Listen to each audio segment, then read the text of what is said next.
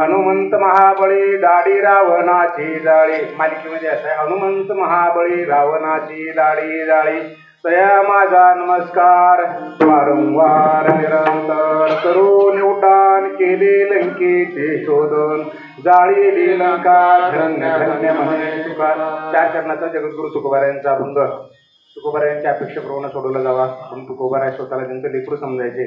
बोलिली लेकुरे विडिवाकडे उत्तरे अशा ज्ञानोबारायांचं मी स्मरण करतो. ज्ञानोबारायांचं स्मरण केलं की त्यांच्या लेकराचा अभंग या लेकरातून चांगल्या प्रकारे सोडला जाईल असं मला खात्रीपूर्वक वाटतं. श्री गुरु सायका असता पाठीराखा इतरांच्या लेखा कोण करी राजाची कांता काय भीक मागे मनाची आजोगी श्री भावे कल्पतरू तळवटी जो कोणी बैसला काय वाणी त्याला सांगावे राजाची कांता काय भीक मागे मनाची आजोगी श्री भावे ज्ञानदेव म्हणे तरो आता उद्धरलो गोकुळे राजाची कांता काय भीक मागे मनाची आजोगी श्री भावे पांडुरंगा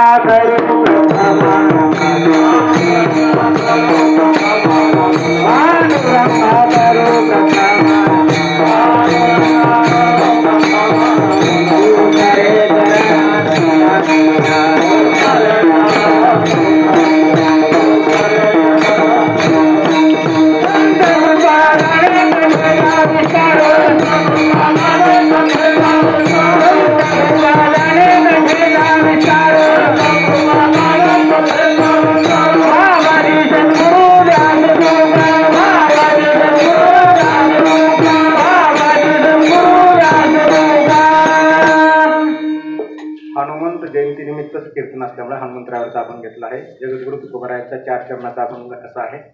हनुमंत महाबळी रावणाची दाढी जाळी तया माझा नमस्कार वारंवार निरंतर करून उड्डाण केली लंकेचे शोधन तुका जाळी लंका धन्य धन्य म्हणे तुका तया माझा नमस्कार वारंवार निरंतर. आपण बघू तुकोबारायांच्या कृपेनं माऊलींच्या कृपेनं आपण सोडवण्याचा प्रयत्न करू. हनुमंत महाबळी रावणाची दाढी जाळी पहिल्या चरणामध्ये जगद्गुरु म्हणतात हनुमंत महाबळी. हनुमंत आहे महाबलवान आहेत आणि त्यांनी रावणाची दाढी जाळली. थोडंसं खोला जाऊन जर पाहिलं तर आपल्याला असं वाटतं की हनुमंत दाढी जाळली म्हणजे काय फार मोठं वैभव झालं का. फार मोठं वैभव झालं, फार मोठी ताकद आहे ह्याच्या पाठीमागं. जगद्गुरु असं म्हणाले की हनुमंत म्हणजे मारुतीरायांचं नाव हनुमंत का होतं. आजचा जन्मदिवस असल्यामुळे आपल्याला ती पण कथा पाहावी लागते. दशरथ राजाला मुलं होत नव्हते म्हणून पुत्र कामिष्ठी यज्ञ केला आणि त्या यज्ञाचं फल म्हणून तिन्ही बायकांना एक एक पिंड देण्यात आला, प्रसादाचा पिंड देण्यात आला. आणि ते पिंड सर्वांच्या हातात त्या तिघीजण हातात घेऊन बसल्या. कैकेयी मातेला थोडा राग आला की मी सगळ्यात वरिष्ठ असताना सगळ्यात आवडती असताना तिसरा पिंड मला दिला, पहिला का नाही दिला. आणि ती तशीच हातात धरून बसते आणि दोघी मात्र असा हात बंद करून बसल्या. घारीनं पाहिला, तिला वाटलं खाद्य वाटलं. पिंड घारीने झोपिला आपण काय म्हणतो तू अंजनीने सेविला. मग त्या कैकेयी मातेच्या हातातला पिंड घारीनं उचलला आणि तो पिंड ज्या ठिकाणी तपश्चर्येला बसली त्या अंजनी माता त्यांच्या हातामध्ये पडला. पण नंतर आपल्याला माहिती ह्या दोघीने अर्धा पिंड कैकेयीला दिला. तिला 2 पुत्र झाले आणि एक पुत्र झाला. पण आपला भर सगळा हनुमंतरायावर असणार आहे म्हणून आपण हनुमंतरायाकडे जाऊ. आणि तो अंजनीने पिंड घेतल्यानंतर तिला पुत्र प्राप्ती झाली. अंजनीच्या तपासाने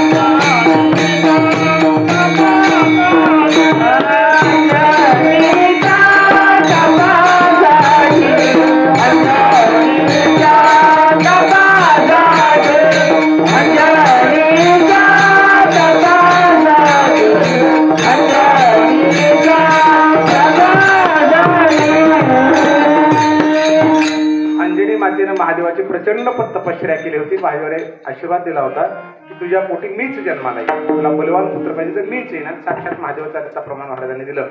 अंजनीच्या तपासाठी महारुद्र आले, पोटी साक्षात महादेव जन्माला आले.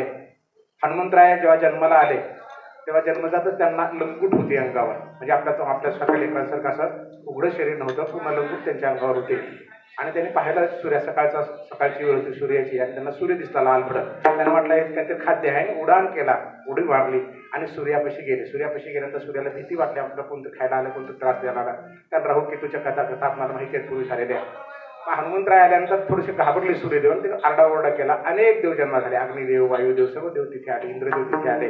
आणि हनुमंताशी वाद सुरू झाला. एक तर एवढं लेकरं असताना सुद्धा रागाच्या भरात इंद्राने त्यांना वज्राने मारलं, आणि ते तोंडावर मारलं, ओटावर मारलं, त्यांचं ओठ चिरलं. त्याचं नाव हनुवटर मारल्यामुळे त्यांचं नाव हनुमंत असं पडलं. पुढची कथा मी सांगत नाही, कारण सगळ्या देवाने आशीर्वाद दिला. परत आले, जसं जसं आपण तसं सांगणार आहोत. आणि त्या हनुवटीवर मारल्यामुळे त्यांचं नाव हनुमंत झालं. हनुमंत महाबळी, सगळ्या देवाने आशीर्वाद दिले. पुढे फलित झालं, ताकद आली हनुमंतरायामध्ये, तो भाग वेगळा. पण फक्त नावाचा जर उल्लेख जर करायचा ठरला किंवा नावच कसं देण्यात आलं, तो बऱ्या हनुमंतच का म्हणाले, मारुती का नाही म्हणाले, रुद्र का नाही म्हणाले, बरेच नाव आहेत. 11-8 नावं नाही, 8 नावं तर हनुमंताचे प्रसिद्धच आहे. त्यापैकी हनुमंत हा शब्द देण्याचं कारण म्हणजे हनुवटीवर मारलं वज्राने, म्हणून हनुमंत नाव ठेवण्यात आलं. महाबळी, नुसते बळी नाही, दुसऱ्याला मोठे पण द्यायला फार ताकद लागते बरं का. तुकोबारे स्वतःला बलवान म्हणतात आणि हनुमंतरायाला महाबली असं म्हणतात. तुका म्हणे भूमंडळी आम्ही बळी वीर गाडे, आम्ही भूमंडळ बळी आहोत, बलवान आहोत. आणि हनुमंतराय कसे येतं, महाबली आहेत.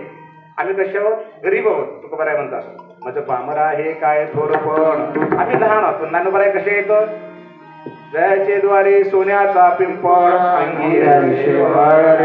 करील ते काय नोहे महाराज, काय महाराज, महाबळी, महाराज म्हणजे राजे नाहीत, महाराज आहेत, बळी नाहीत, महाबलवान आहेत. म्हणजे महा हा शब्द दुसऱ्याला लावतात तुकोबाराय, स्वतःच्या बाबतीमध्ये लहान पडले का देवा मुंगी साखळी करा. हनुमंत महाबळी रावणाचे दाढे झाले. असं काय बल केलं हनुमंतरायाकडे, काय बल होतं त्या बलाच्या काही 4 गोष्टी आपल्याला आठवतात का बघू. किंवा आपण महाभारत जर समोर क्षमा असेल, रामायण जर समोर आणलं तर हनुमंतराय आपल्या समोर उभे राहतात. 1-2-4 गोष्टी आपण खरोखरच कसे बलवान होते हनुमंतराय. जेव्हा लक्ष्मणाला शक्ती लागली, काय आणला, द्रोणागिरी उचलून आणला. पूर्ण द्रोणागिरी एका हातावर आणला हनुमंतराय. हे बल आहे बरं का. आज जर आपण द्रोणागिरी बघायला गेलो ना, तर हेलिकॉप्टरनं परीक्षेला घातली तर सुद्धा इतकं मोठा वेळ जातो त्याच्यामध्ये, इतका प्रचंड मोठा द्रोणागिरी आहे. आणि तो हातावर उचलून आणला हनुमंतराय. हनुमंत महाबळी लक्ष्मणासाठी आणला. लक्ष्मणाला शक्ती लागली होती आणि त्या शक्तीतलं औषध देण्यासाठी सुषम वैद्याच्या सांगण्यानुसार द्रोणागिरी आणला, त्यातलं औषध वगैरे घेतलं आणि तो परत नेऊन ठेवला. नुसता बलवान कसा आहे, बुद्धीचा, शरीराचा बलवान नाही हनुमंतराय. हनुमंतराय बुद्धीचे पण बलवान आहे. आम्ही थोडंसं बल आमच्याकडे जर आलं त्या बलाचा दुरुपयोग करतो. आपण लग्नामध्ये जातो, जेवायला बघतो, सगळं सुंदर असं वाढून ठेवलेलं असतं. एकावर एक असे पदार्थ ठेवलेले असतात त्या टेबलावर वगैरे. आणि लग्न झाल्यानंतर बघा, जेवण झाल्यानंतर आपलं काय सापडतं, सगळे द्रोण, वाट्या, पत्रावळ्या सगळ्या पाया खालेल्या असतात, ताटं वगैरे. काहीच आपण जागेवर नेऊन ठेवत नाही, कुठलीच वस्तू जागेवर ठेवत नाही. आपण हसत असं सांगतो ना, आमच्या लहानपणी शेजारी पाजारी आपल्याला भाजीमध्ये तूप, भाजी द्यायच्या, वाट्यावरून तूप द्यायच्या. आता देतच नाहीत. का देत नाहीत, कारण आम्ही वाटीच परत करत नाही. पण हनुमंतरायाने काय केलं, तो द्रोणागिरी परत नेऊन ठेवला.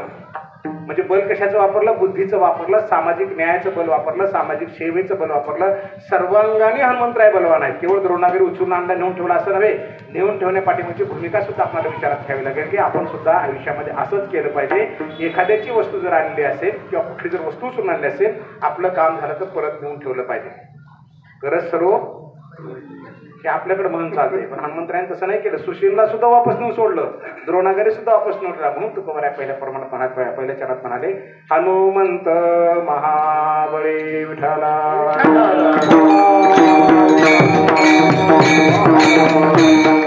दुसरं उदाहरण बघू. हनुमंतराय जेव्हा लंकेचा शोध करण्यासाठी गेले, लंकेमध्ये काय बघण्यासाठी गेले, त्या पहिल्या प्रथम त्या अशोक वनवाटिकेमध्ये गेले. तिथं अक्षय नावाचा रावणाचा पुत्र होता.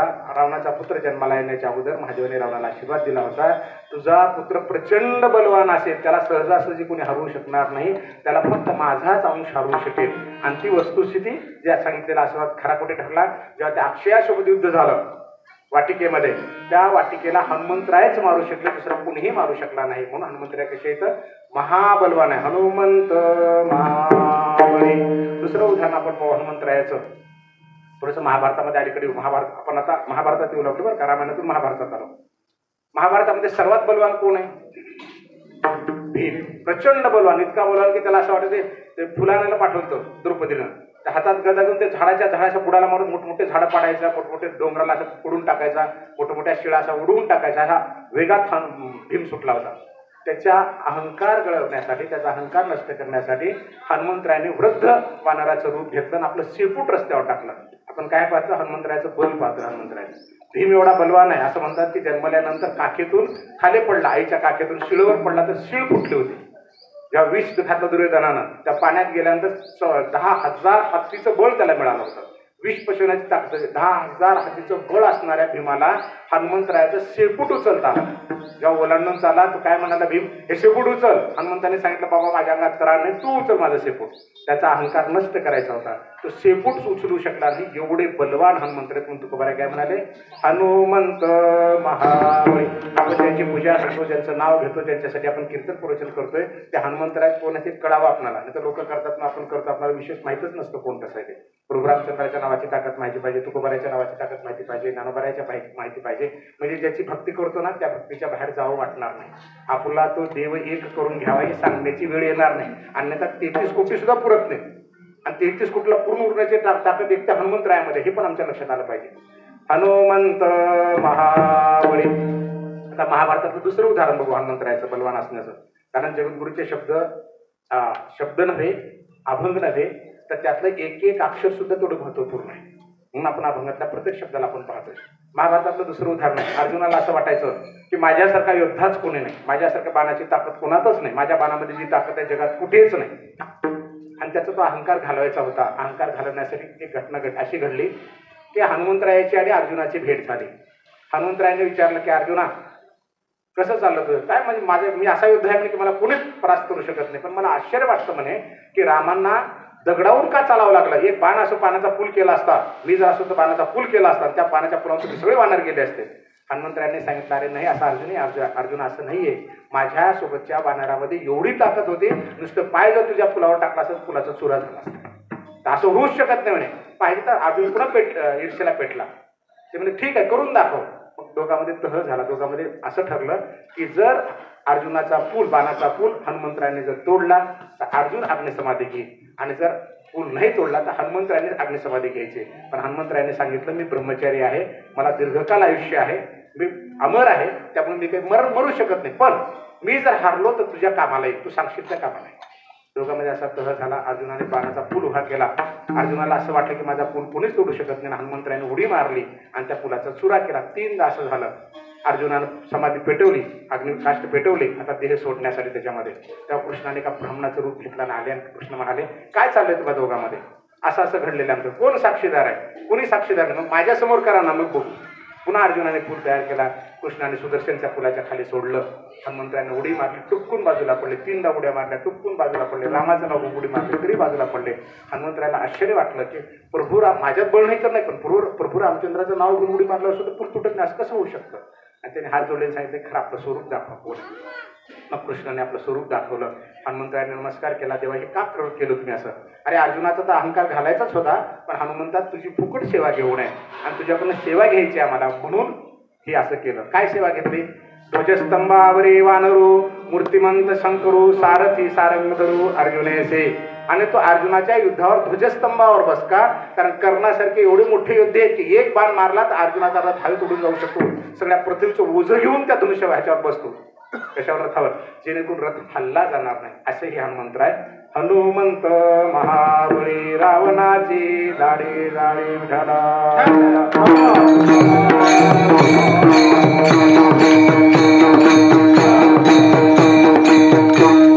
आपण असं म्हणतो की बालीला भगवंताने आडवं का मारलं?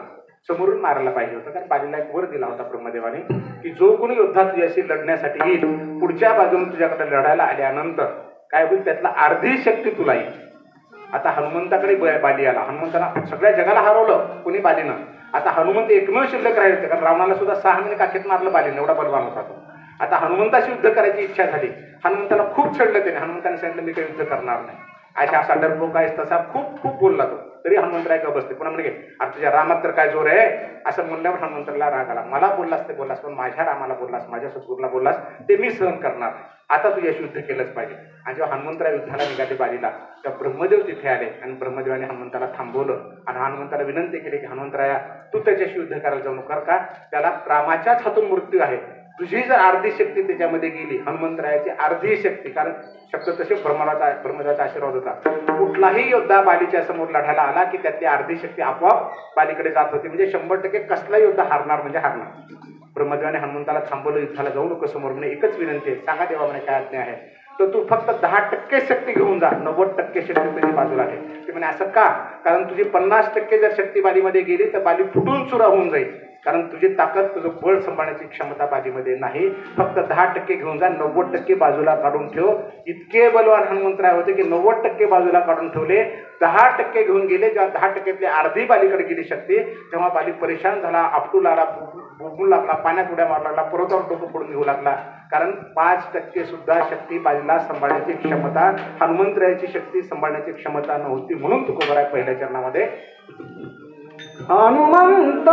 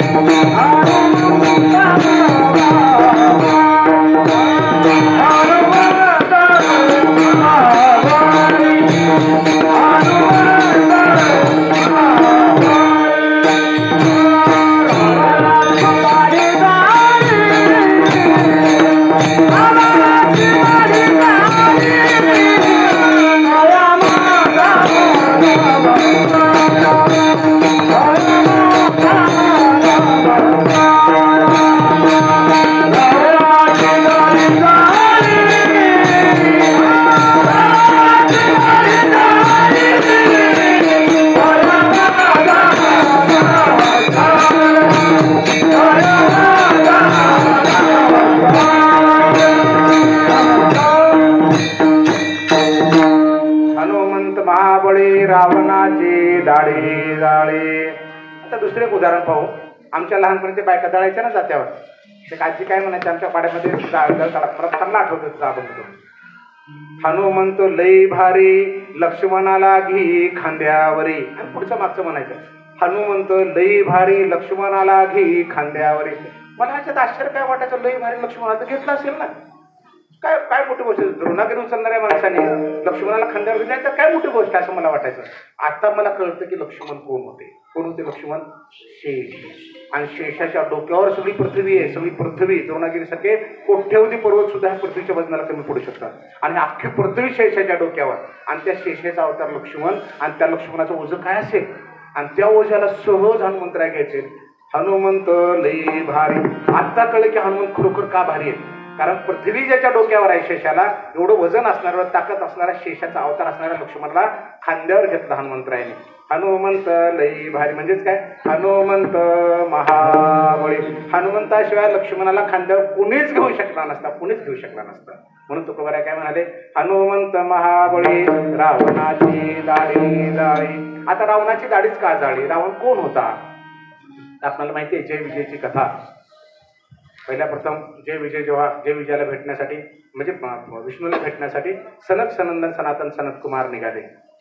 सनत सनंदन सनत कुमार कोण आहेत? जेव्हा भगवंतांनी आपल्या बिंदूतून कमळ निर्माण केलं, त्या कमळातून ब्रह्मदेव तयार झाले. आणि ब्रह्मदेवाने पाहिलं, पुढे पाहिलं, डावीकडे पाहिलं, उजवीकडे पाहिलं, पाठीकडे पाहिलं, 4 बाजूला 4 तोंड झाले. आणि ब्रह्मदेवाला कळलं नाही की आपल्याला निर्माण कोणी केलं. आणि त्या निर्मितीचा आपल्याला जाणून घेण्यासाठी ब्रह्मदेवाने ओंकार आवाज आल्यानंतर ओम ओम ओम म्हणून तपस्या सुरुवात केली. आणि नंतर ब्रह्मदेवाला कळलं की विष्णू भगवंताने आपल्याला निर्माण केलंय सृष्टीची रचना करण्यासाठी. आणि सृष्टीची रचना करण्यासाठी पहिले 4 जीव तयार केले.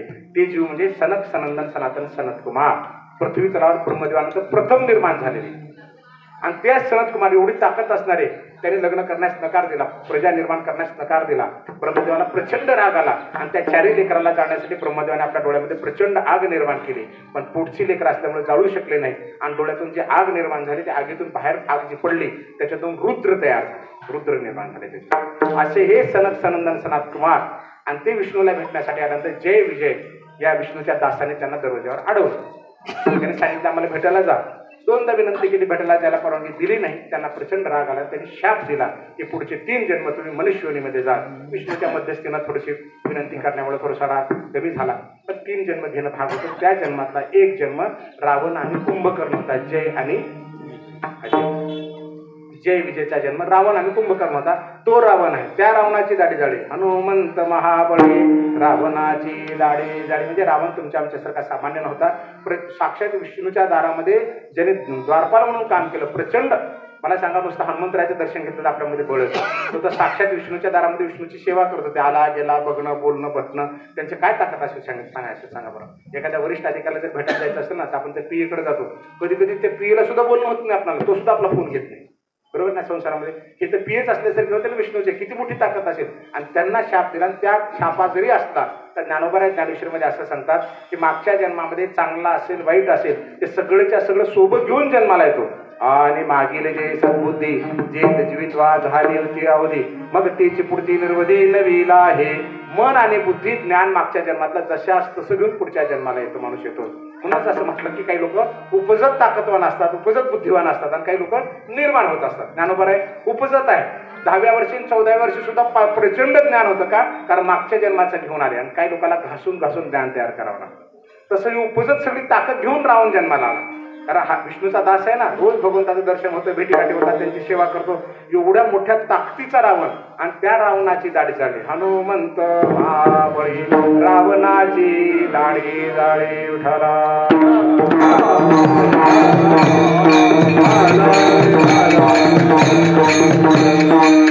आता दाढीच का जाळली असेल. जेव्हा लंकेचे शोधन करण्यासाठी हनुमंतराय तिथे गेले, कारण दुसऱ्या चरणामध्ये लंका शोध, तिसऱ्या चरणात आला, आपण त्याच्यात सविस्तर बघणार आहोत. पण दाढी जाळण्याचाच विषय का आला, कसा का दाढी जाळली असेल हे पाहतोय आपण. हनुमंतराय तिथे गेले, त्याच्या अक्षय नावाच्या पुत्राला मारलं. वाटिकेमध्ये जरी बलवान असला, प्रचंड बलवान असला तरी त्याला मारलं. सीतेचा शोध झाला आणि रावणाला भेटीसाठी रावणाच्या लोकांनी पकडून नेलं हनुमंतरायला. रावणाच्या दरबारात नेमके यांनी तुझ्या पुत्राला मारलं, वाटिकेचं नुकसान यांनी केलं.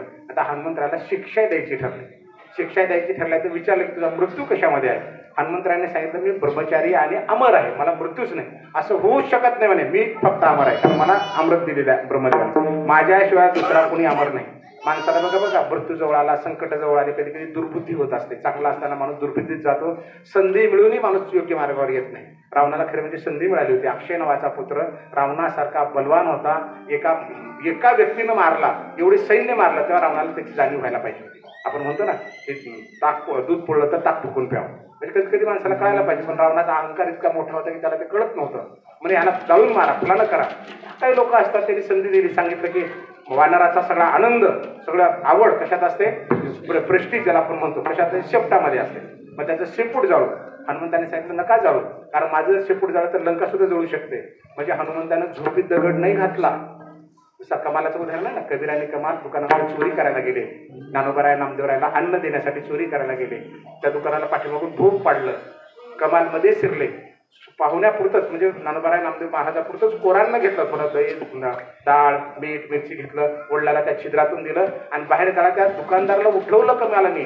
अरे बाबा तुझ्या दुकान फोडलंय, आम्ही चोरी करून चाललोय आणि आम्ही जर निघून गेलो तर दुसरा चोर तुझ्या दुकानात घुसल आणि सगळं चोरून नेईल. कमालाने त्या दुकानदारला उठव चोरी करायला जाऊ. म्हणजे किती प्रामाणिकपणे बघा. अगदी तोच प्रामाणिकपणा हनुमंतरायाचा आहे. हनुमंतराय म्हणाले की माझी शेपटी जाळू नको, कारण ही शेपटी तुझी लंका जाळू शकते. झोपीत दगड नाही घातला म्हणून महाबलवान आहेत, बुद्धीनं बलवान आहेत, उपकारानं बलवान आहेत हनुमंतराय. हनुमंत महाबळी रावणाची दाढी जाळी. आणि मग काय झालं, शेपूट वगैरे पेटवलं. ते पेटता पेटेना शेपूट, पेटता पेटेना. कारण हनुमंतराला दाखवायचं होतं शितावून भाताची परीक्षा. मी जर तुला राजा असून शिक्षा देऊ शकतो तर लंका जाळणं माझ्यासाठी फार मोठी गोष्ट नाही. आणि पेटत नव्हतं रावण, ते त्याला असा फुकू लागला. फुकत असताना काय झालं, एकदम पेट घेतलं तर रावणाची दाढी झाली. आता दाढीच का जाळायची, दाढी विषयच का जाळायला, कारण माणसाचं पुरुषाचं सगळं वैभव दाढी निमिषामध्ये असतं. आता आजकाल तर काय झाले माहिती, टकले होतात लोक भरपूर केस करून. आता आमचे पण कळाले असे टकले होतात आणि काय करतात, खाली दाड्या राखतात अशा मोठ्या. म्हणजे त्या दाढीकडे लक्ष गेलं की केसाकडे दूर, डोक्याकडे दुर्लक्ष व्हावं असं काही लोकांना वाटतं. म्हणजे ढुकून जात ते वैभव आहे. आणि बघा काय काय काय एखादा बदला घ्यायचा असेल, सिनेमा वगैरे बघितले असते ना आपण लहानपणी वगैरे, बदला घ्यायचे असेल ना असा विचार करतात. असे खाजवीत राहतात दाढी, म्हणजे ते विचार येतो माणसाच्या डोक्यात, म्हणजे सगळं वैभव येतोय दाढीमध्ये. बरोबर आहे. काही काही लोकांमध्ये सिनेमाचे जादू असते दाढीमध्ये असते, असं करायचं होम फट दाढूला हात लावून, म्हणजे सगळं वैभव त्या दाढीमध्ये. तसं रावणाचं सगळं वैभव होतं. आपण कुठेही हात लावू शकतो, डोक्याला हात लावू शकतो, पाठीला हात लावू शकतो, पण दाढी मिशाला हात लावणं सोपं नाही बरं. आणि त्या दाढीला जाळलं म्हणजे रावणाचं जे तोंडावरचं दिसणारं वैभव होतं किंवा रावण नावाचा जो व्यक्ती होता त्याचं जे वैभव दाढीमध्ये होतं ती जाळली, साक्षात तोंडावरची दाढी जाळली. हनुमंत महाबळी रावणाची दाढी जाळी. आणि हे दाढी जाळल्यानंतर तुझी दाढी जर जाळू शकतो तर लंका पण जाळू शकतो. आपण म्हणतो ना केसाला तर हात लावून दाखव, बलवान माणसं म्हणतात ना केसाला तर हात, अरे केसाला हात नाही, केस जाळून टाकतो ना, सगळे राखच करून टाकले त्या दाढीची. लक्षात आलं, म्हणजे एक केस नाही जाळा, सगळी दाढीच जाळून टाकली. एवढं मोठं वैभव हनुमंतरायांनी दाखवलं. हनुमंत महाबळी रावणाची दाढी जाळी. कधी कधी अहंकार माणसाच्या मध्ये भरतो आणि योग्य मार्गानं त्याला उतरता पण येते, उतर काळा पण लागून जाते. आमच्या गावात असं लहानपणी आम्ही फटाके वगैरे ती पडायचो ना, कधी कधी त्याची पाट्याच्या काड्या आणायच्या, त्या चुली ह्याच्या घराच्या इष्टामध्ये घालायच्या, त्या गरम झाल्या की असं दगडावर आपटायच्या, फटकून आवाज यायचा. आणि एक म्हातारा तिथं होतं, काय त्याला असं वाटायचं आमच्या पेक्षा काहीतरी बोलायचं, नुसत्याशिवाय देत राहायचं, घाणेरड्याशिवाय देत राहायचं. आणि ते बॉम्ब, छोट्या फटाक्याला मोठ्या फटाक्याला बॉम्ब म्हणायचे, आटम बॉम्ब म्हणा, काही त्याच नाव ठेवायचे पोरं. आणि ते फुसका निघा त्याला असं पटत नाही का रे, 2-4 शिवा घातल्या आम्हाला. म्हणलं काका जाऊ द्या ना, बाबा जाऊ द्या ना, हात लावू नका ना मामा. अरे मी फक्त म्हणलं तिथे गेलं, ते हातात घेतलं, असं तोंड त्या पेट फुकायला गेलं, ते फटकन फुटलं, ते तोंड पण दाढी पण लाडीला पण लागलं, तोंड पण फुटलं. म्हणजे काय झालं, दुसऱ्याला जाळण्याचा विषय दुसरीकडेच गेला, पण शाब्दिक शब्दाने जर तुम्ही दुसऱ्याला जाळत असाल, दुसऱ्याला जर अन्याय जर करत असाल तर परतफेड त्याची आहे म्हणजे आहे. फेड बोई बबुल का आंबुआ कहा असे पाय, बाबळ पेरली किती खतपाणी घातलं तर त्याला आंबे लागत नाहीत, काटेच येतात. आयुष्यभर लोकांना शिव्या दिल्या, कोणत्या तर माध्यमातून त्याला फेडावं लागलं.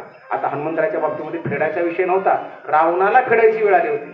कारण रावणानं आयुष्यभर लोकांना अन्याय केला होता, भगवंताच्या भक्तीला विरोध केला होता, चांगल्या चांगल्या साधू ऋषींना त्रास दिला होता. आणि त्याची परतफेड करण्यासाठी हनुमंतराच्या माध्यमातून तुकोबारायाने सांगितल्याप्रमाणे हनुमंत महाबळी रावणाची दाढी जाळी, त्या रावणाची दाढी जाळून त्याला आठवण करून दिली की तुझ्यातलं सगळ्यातलं मोठं वैभव मी हे करू शकतो.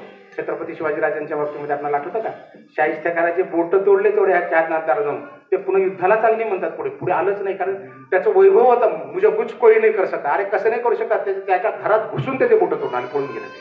म्हणजे काय, तुमच्या शरीराला थोडीशी जरी इजा करण्याची ताकद जर समोरच्या मध्ये असेल, हजारो सैन्य तुमच्या भोवती आहे आणि त्याच्यात घुसून जर थोबडीत मारते, तुमची दाढी जाते, तुमची बोट तोडते, किती ताकद असेल सांगा.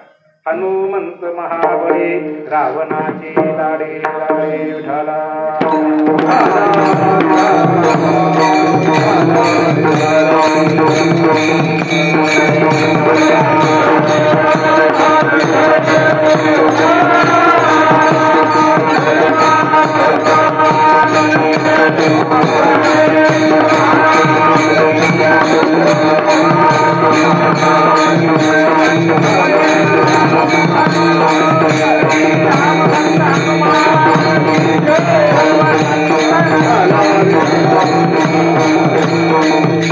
हनुमंत महाबळी रावणाची दाढी जाळी. त्याच्यातून एक लक्षात घ्यावं आपण की आपल्याकडे किती वैभव असलं, आपल्याला सांभाळणारे किती लोक असतील तर 100% पेरलेलं उगवणार असतं, कधी ना कधी त्याची परतफेड असते.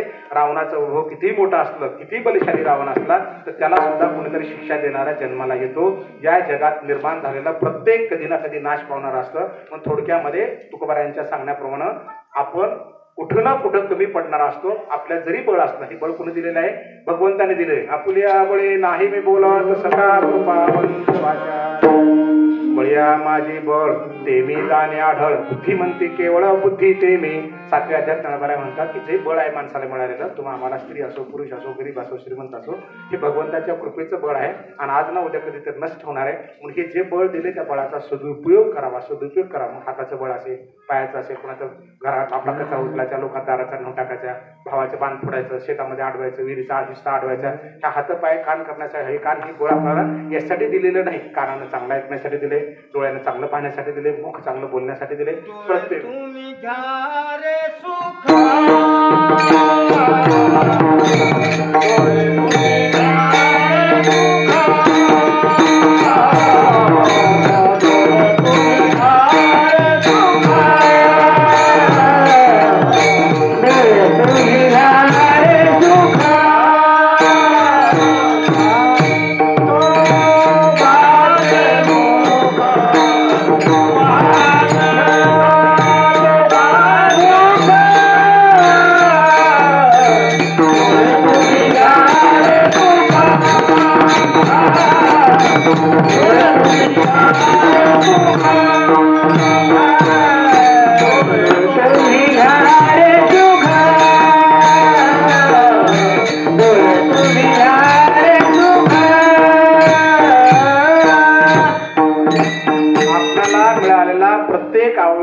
बल ह्या माणसाला मिळालेलं त्या बलाचा दुरुपयोग होता कामा नये. नाहीतर कधी ना कधी आपल्यापेक्षा एखादा बलवान येतो आणि कोणीच जर नसेल तर काळ येतो आणि त्याला आपल्याला या अवयवाला कुठं ना कुठं आपल्याला चुकवल्याशिवाय राहत नाही. याचा सदुपयोग करावा. माऊली असं म्हणतात, हाताचे करणे का पायाचे चालणे ते होय मज कारणे ऐसे करी. डोळा जे देखावे काने हान ऐकावे मनी जे भावावे बोलावे वाचे ते हात बाहेर आगवे मीच करून निघालावे मग सर्व काळी स्वभावे मीच आहे. तुला हात पाय कान नाक डोळे जे मिळाले तर वैभव आहे तुझं आपुल्याच वैभवे श्रंगारावे निर्मळ. आणि ह्या वैभवातून भगवंताची सेवा करायची, लोकांना मदत करायची. कुठल्याही परिस्थितीमध्ये आपल्याला मिळालेल्या बळाचा दुरुपयोग करायचा नाही. एवढा अर्थ पहिल्या चरणात आपण घेतला तरी पुरे आहे. कारण आपल्यातला कधी कधी रावणच जागा होतो. जगी आला से माणूस म्हणून जाताना जा देव होणे तुझीच करणे ठरविलं तुझला राम वा रावण. आपण राम पण होऊ शकतो आणि रावण पण होऊ शकतो. आपल्या वर्तनातून होऊ शकतो. म्हणून दिलेल्या बळाचा सदुपयोग करावा. आता या चरणातलं शेवटचं उदाहरण हनुमंतराचं बळ पाहतोय. हनुमंत महाबळ. त्या काळामध्ये पृथ्वी तलावर सर्वात बलवान कोण होता? रावण होता. सगळ्यात बलवान रावण होता. आणि अंगद गेले शिष्टाईचा प्रस्ताव घेऊन. आणि अंगदाने काय सांगितलं? नुसता माझा पाय जर उचलला, असा पाय रोवला, माझा पाय जर उचलला मी रामांना विनंती करेन की युद्ध न करता सीतेला न घेता आपण परत जाऊ. हनुमंतरायांनी पाहिलं, बोलून गेला आवेशामध्ये अंगद. हनुमंतराने आपली पूर्ण शक्ती त्या पायामध्ये घातली. पूर्ण शक्ती अंगदाच्या पायामध्ये घातली. माहिती आहे ना आपल्याला? पूर्ण शक्ती घातली. इंद्रजित आला, मोठे मोठे योद्धे आले, सगळे आले. कुणाला पाय हलवू शकला नाही. एवढी मोठी ताकद हनुमंतरायाच्या नुसत्या मानसिकतेतून त्या पायात घातलेल्या शक्तीमध्ये होती. म्हणून तुकोबाराय म्हणाले, हनुमंत महाबळे रावणाचे जाळे जाळे. अंगदाच्या पायामध्ये जर हनुमंतरायांनी शक्ती भरली नसती, आपलं बळ त्याच्यात घातलं नसतं तर कदाचित सामान्याच्या विचित्रच काहीतरी घडलं असतं. कारण कोणी उचलला असता ना पाय. हा फरक पडतो. म्हणजे एवढं बळ आहे की प्रसंगानुरूप बळाचा सदुपयोग करून दुसऱ्याच्या मदतीला सुद्धा आलं पाहिजे. आणि त्याच्यातून आपल्या सगळ्यांचं वैभव टिकलं पाहिजे. मग सप्ताह असो काही असो, आम्हाला काय करायचं आहे करतील ते. 4 लोक वाढायला कमी पडतं, आम्हाला काय देणं घेणं ते बघलं. ज्यानं आम्हाला कुठं बोलवलंय नाही, त्याच्यामध्ये आपण हनुमंतरायासारखं गेलं पाहिजे. आपलंही सगळं वैभव आपण टिकवण्याचा प्रयत्न केला पाहिजे. छोटे मोठे कुठलेही कार्य असो, सुखाचे दुःखाचे 100% त्याच्यामध्ये आपण समाविष्ट झालं पाहिजे, सहभागी झालं पाहिजे. हनुमंत महाबळे रावणाचे जाळे जाळे. अशा हनुमंतरायाला तुकोबाराय म्हणतात, मी वारंवार नमस्कार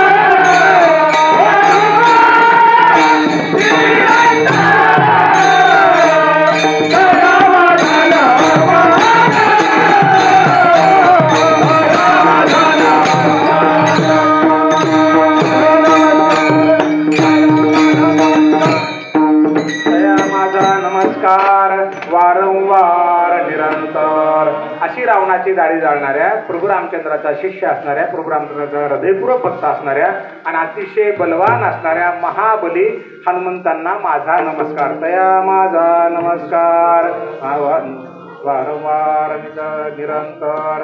पुन्हा पुन्हा मी नमस्कार करतो. असं जगद्गुरु तुक. तया तया म्हणजे हनुमंतराला, माझा म्हणजे माझा स्वतःचा. बऱ्याच चरणामध्ये अभंगामध्ये तुकोबाराय सगळ्याला सोबत घेतात बघा.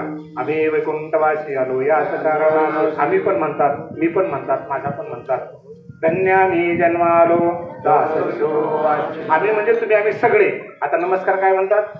तया माझा नमस्कार. कारण माझ्याकडून मागून बाकीच्यांनी पण करावं. आधी केले मग सांगितले माझा नमस्कार म्हणाले. माझ्या मनाला फार ताकद लागते बरं का. आपण काय करतो, कुठली गोष्ट दुसऱ्यावर ढकलतो. ह्याने केलं, त्याने केलं, आम्ही केलं, फलाने केलं. म्हणजे स्वतःची जबाबदारी कमी करण्यासाठी बऱ्याच वेळेस आपण सोबत घेतो लोकांना. आणि तुकोबाराय काय करतात? धन्य मी जन्म आलो. सगळ्याला स्फूर्ती देण्यासाठी, प्रेरणा देण्यासाठी सगळ्याला सोबत घेतात. हा फरक येते. तया माझा नमस्कार. नमस्कार केला. नमस्कारात काय ताकद आहे हो?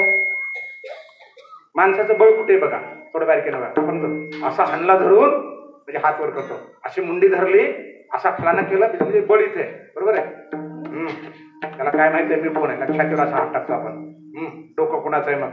बरोबर आहे? म्हणजे अहम इथे आहे. इथे हृदयावर आपण म्हणतो मी असा फुला नाही, आपलं बल आपण दाखवायचा प्रयत्न करतो आणि हाताची ताकद दाखवायचा प्रयत्न करतो. आता नमस्कार करता काय असतं, तया माझा नमस्कार. नमस्कार म्हणलं की आपण असं बरोबर आहे हे हात, आणि जी छाती आहे ना मी पणा दाखवणारी इथे आणतो हात आपण. आणि हा जो घमंड आहे बुद्धी आहे त्याशी आपण थोडी चुकवतो. लक्षात आलं का?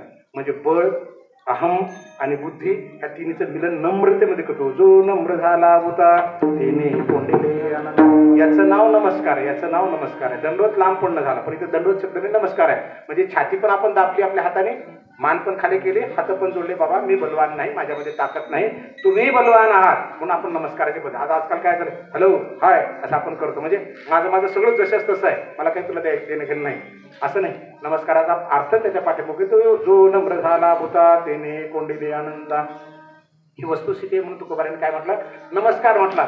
जेव्हा जेव्हा आपल्या पुढे मोठी ताकद येते त्या नम्र भावाने नमस्कार करावा. तर म्हणजे ज्ञानोबाराच्या सांगण्याप्रमाणे सामान्य माणसाला सुद्धा नमस्कारच करावा, मोठ्याला तर करावाच करावा. व्युत्पत्ती ते आगवी ज्ञानोबाराच्या नव्या अध्यायामध्ये म्हणतात की काय केलं पाहिजे, नम्र झाला पाहिजे भूताला. जो जे जे भेटे भूत ते माने जे भगवंत, हा भक्त योग निश्चित जाण माझा. ज्या माणसाकडे मीपणा आहे त्याला भगवंत भेटतच नाही. आणि मीपणा जाण्याची पहिली पायरी म्हणजे चुकून किंवा वाकून नमस्कार करणं. मग तिथून आपण रस्त्याने जाताना बरेच लोक एकमेकाला बोलत नाहीत, एकमेकाला तोंड करत नाहीत, मनात दुःख धरलेला असतो. पण न कळत जर आपण नमस्कार नमस्कार जय हरी माऊली असं म्हणा, बरोबर त्यातला 50% त्यातला घमंड, त्यातला अहंकार कमी होतो म्हणजे होतो. कारण नमस्कारामध्ये एवढी मोठी ताकद आहे. तया माझा नमस्कार. आणि कसा नमस्कार आहे, जगद्गुरु तुकोबार आहे प्रत्येक शक्तीला करतात. लहानपणा देगा तेव्हा लहान माणसाला पण नमस्कार करतात. सनकादिक संतांना काय म्हणाले नमस्कार सांगण्यासाठी, तुम्ही सनकादिक संत मनविता एवढा मनविता कृपावंत मनविता कृपावंत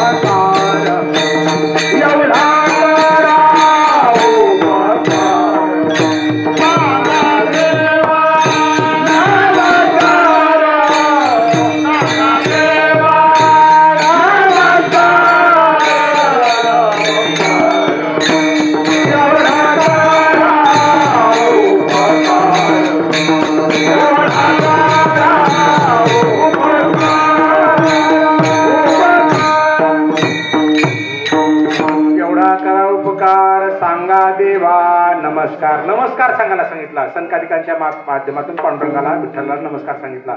अगदी तोच नमस्कार, तया माझा नमस्कार. म्हणून आपल्याला पण नमस्कार करता यावा, अहंग आपल्या मनामध्ये नसावा. लहान असो मोठा असो, नमस्कार केले की 50% प्रश्न मिटत असतात. आपण ताणून घेतलं 63चं 36 झालं की गणित बिघडत जातं. आपल्याबद्दल नको ते शब्द कुठं बोलतं, नको ते शब्द ऐकले मग त्याला हो म्हणतं. म्हणजे पुष्टी मिळत राहते आणि क्षुल्लक कारणं माणसामध्ये वाद वाढत जातात. नमस्कारामध्ये फार मोठी ताकद आहे. समोरच्याचं मन जिंकणं का होईना, तर त्याच्या मनामध्ये आपल्याबद्दलच्या ज्या गाठी असतात, नकारात्मकता असते, काही ना काही प्रमाणामध्ये 100% कमी होते. कारण एवढी तर बुद्धी ईश्वराने माणसाला दिलेली आहे, बरोबर. त्याचा अहम कमी होतं. बोलत नव्हतं, केला नमस्कार म्हणून केला नमस्कार, ठीक आहे, केला नमस्कार ना, झालं ना कमी, बरं वाटलं ना, त्याही माणसाला बरं वाटतं. म्हणून तुकोबारा काय म्हणाले, तया माझा नमस्कार. आणि कसा नमस्कार, वारंवार निरंतर, पुन्हा पुन्हा. जेव्हा विश्वरूप पाहिला अर्जुनाने, त्या विश्वरूपाला अर्जुन घाबरला, प्रचंड घाबरला. 11व्या अध्यायामध्ये इतक्या वेळा नमस्कार केला अर्जुना. पुढती म्हणे नमस्ते नमस्ते प्रभू, पुढती म्हणे नमस्ते नमस्ते प्रभू. 10-12 ओळी येतात. प्रत्येक ओळीमध्ये अर्ध्या ओळीच्या पुढे काय आहे, पुढती म्हणे नमस्ते नमस्ते प्रभू, पुढती म्हणे नमस्ते नमस्ते प्रभू. म्हणजे नमस्कार नमस्कार. कारण ह्या विश्वरूपापुढे आपलं काहीच चालत नाही करून चुकला अर्जुनाला. गणित गात्र होऊन बसला. एवढं मोठमोठे युद्धे मारलेला, भगवान शंकराशी स्पर्धा केलेला.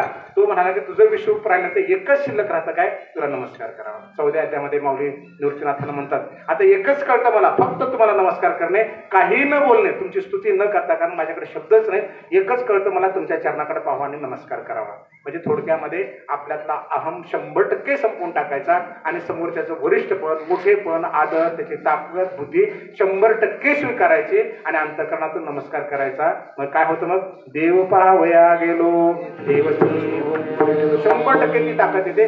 तेवढं झाल्याशिवाय येत नाही. आपल्यामध्ये थोडाही अहम असला की तो येत नाही. पंगत माझ्यातर्फे आहे, सप्ताह माझ्यातर्फे आहे, मी संयोजक आहे, फलाना मिस्टर, तर तो 11 लाख रुपये देणार बाबा, देव तुझा होऊ शकत नाही. कारण आपल्यातला अहम भगवंताच्या जवळ जाऊच देत नाही. जब मैं था तब हरी नाही, अब हरी है मैं नाही. जोपर्यंत त्या नाशवंत देहाला तू मी म्हणतोस, देव तुझा होऊच शकत नाही, होऊच शकत नाही. म्हणून ते पार्था मजन पवितीचे सर्वथा मग मनी वाई असता तेथ आले. अरे अर्जुना, कुठल्याही भक्ताने मला काही जरी दिलं आणि त्याच्यामध्ये किंचित जर अहम असेल, नमस्काराची त्याची मानसिकता नसेल, नम्र होण्याची नसेल, 100% सरेंडर होण्याची म्हणजे 100% एकरूप होण्याची नसेल, त्याच्यात किंचित जर अहम शिल्लक असेल तर मी त्याचा स्वीकारच करतो.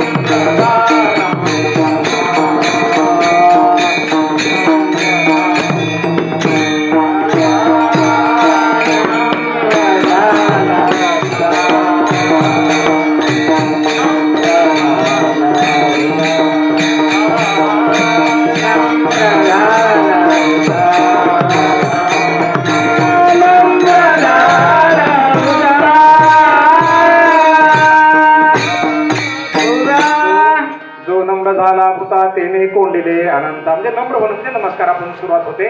कारण पहिली पायरी नम्रतेची नमस्कार आहे. कोणी भेटलं की नमस्कार करत जावा.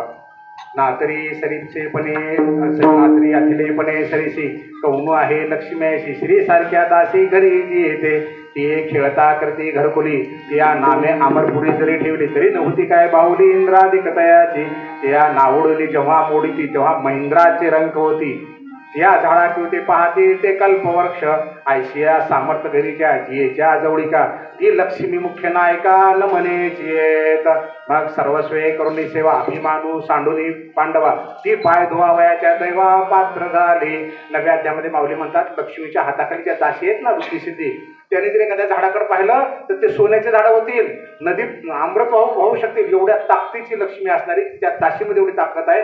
त्याने जर खेळता खेळता घर केलं तर त्या घरातल्या भावल्या इंद्र होतील, इंद्र स्वर्ग होतील ते घर. एवढी ताकद असणारी. मग काय केलं तिनं? मग सर्वस्वे करुणी सेवा अभिमानू सांडवली पांडवा ती पाय धुवावयाच्या दैवा पात्र झाली. तिनं अभिमान टाकून दिला, हात जोडले आणि पायावर डोकं ठेवलं तेव्हा ती पाय धुवायला पात्र झाली. भगवंत असं सांगतात. जर लक्ष्मीची ही तर आहे, आपण तुम्ही आम्ही काय आहोत? बेशक नमस्कार करायचा. बऱ्यापैकी आपला ताण कमी होतो, आपल्या डोक्यावरचं ओझं कमी होतं. डोक्यावरचं ओझं दिसतं त्याला कोणी हात लावू शकतो, पण मनावरचं ओझं दिसत नाही, त्याला कोणी हात लावत नाही. त्याचं नाव आहे ताण. ताण हा परिस्थितीमुळे कमी येतो, मनस्थितीमुळे जास्त येत असतो. आणि त्यातल्या त्यात आपल्यातला मी जागा झाला की मी फलाना दिसताना ताण येत असतो. त्याच्या अपेक्षाच करायची. कीर्तनात आला मला पुढे कसं काय नाही, माझं नाव कसं घेत नाही आणि काय करायचं, कुठे बस ऐकलं पुढे झालं. म्हणजे प्रत्येक ठिकाणी जर आपण असं वागलो तर संपला विषय. ताण्याचं काही कारण असत नाही. तया माझा नमस्कार. नमस्काराचा अर्थ आपल्या लक्षात आला. सगळी शक्ती आपण नम्र करतो समोरला. बाबा मी लहान माणूस आहे, तू मोठा आहे, म्हणजे संपलं तिथे. तया माझा नमस्कार. वारंवार निरंतर वारंवार केला. वारंवार राम राम राम राम राम राम राम राम राम राम वारंवार केला.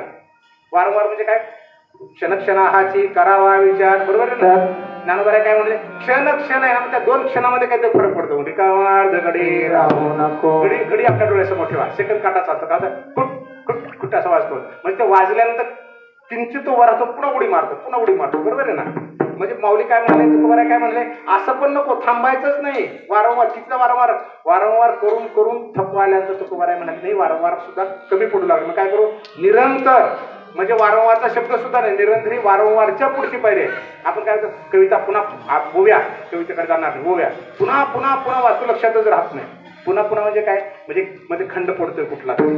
आणि सतत मला काय, सततम कीर्तयंतो मा, माऊली काय म्हणाले नव्या त्यामध्ये, सततम कीर्तयंतो मान, म्हणजे सतत सतत कीर्तन कर, सतत कीर्तन. म्हणजे झोपीत सुद्धा, बाथरूम मध्ये गेला तरी सुद्धा, कारण मन कुठं धावत असतं आपलं, आणि त्या मनाला एकाग्र करून एखाद्या ठिकाणी नेऊन पोहोचवणं, म्हणजे सतत त्याच्यात गुंतून राहणं. तर उदाहरण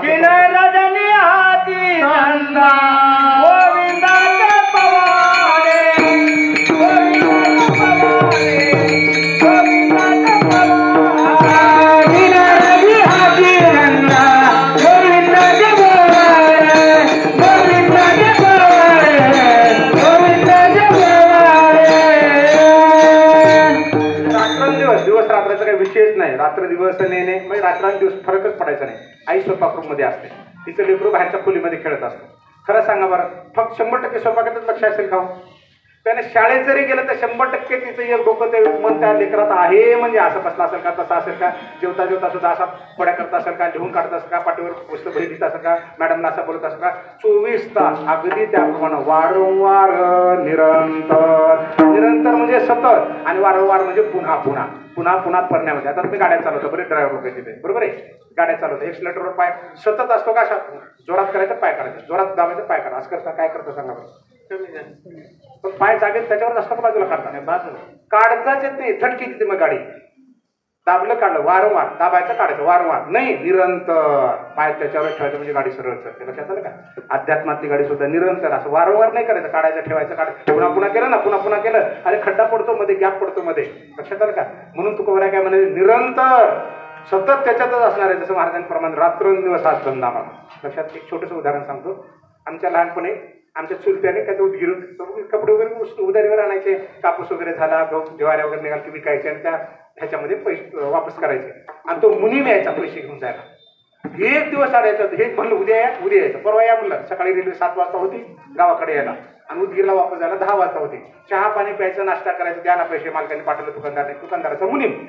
वारंवार आला, वारंवार, हे देतच नव्हते. काय त्या मालकाला राग आला, ते मालक म्हणे दारात बसून आण, आहे ना, धरले धरणे दारात, त्यात धरणं दाखवत, तुझे दारीचा धरले धरणे दारात, तुझ्या दारात. तसं त्या मालकाने सांगितलं की आता पुन्हा पुन्हा जायचं नाही, वारंवार जायचं नाही, आता पैसे घेतल्याशिवाय वापस यायचंच नाही. ते 10ची गाडी निघून गेली, हे काही वापस जाईना. पुन्हा 4 वाजता गाडी होती, 4 वाजताच्या गाडीला वापस जाणार. म्हणजे काय केलं, निरंतर तिथंच बसून राहिलं. वारंवार, आता रोज रोज येण्यात वारंवार यात फायदा नाही. काय केलं पाहिजे, निरंतर तिथंच बसून राहिले दारामध्ये. मग कुठून उसने पासने आणले, त्याला दिले काय माहिती नाही, रात्रीच्या 7च्या गाडीला वापस निघून गेले. लक्षात आलं का? म्हणजे निरंतर आणि वारंवार मध्ये हा फरक आहे. तया माझा नमस्कार, वारंवार निरंतर. म्हणजे आपण सुद्धा अध्यात्मामध्ये हरिपाठ करा, माऊलीचा ज्ञानेश्वरी पाठांतर करा, तुकोबारायांचे अभंग करा, नामदेवाराचे अभंग करा. पुन्हा पुन्हा पुन्हा पुन्हा मध्ये गुंतत राहायचं, चिंतनात राहायचं. त्या 100% संपतो. मागे पुढे उभा राहे सांभाळीत, कधी कधी सततम कीर्तयंतमा, सतत सतत. ते कुठून ये जे क्षणी अनुसरले गा माझे वाहने, तेव्हाची तयाची चिंतवणे मजची पडले. जेव्हा तो रात्रंदिवस कशातही मला पाहतो, कशातही दगडा धोंड्यात कशातही, जसं ओळी पाहिजे ना, पण जे जे भेटे भूत ते ते माने जे देव तो बोले ते तळी भरला रिता धावला उगला.